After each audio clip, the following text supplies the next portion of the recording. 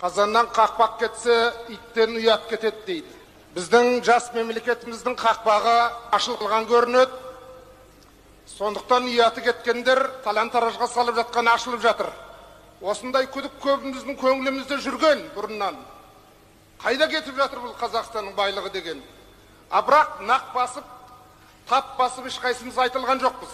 Мұнайдан түсетін, көмірден түсетін, алтыннан, күмістен түсетін, мыстан түсетін кіріс деген жоқ мұнаның ішінде.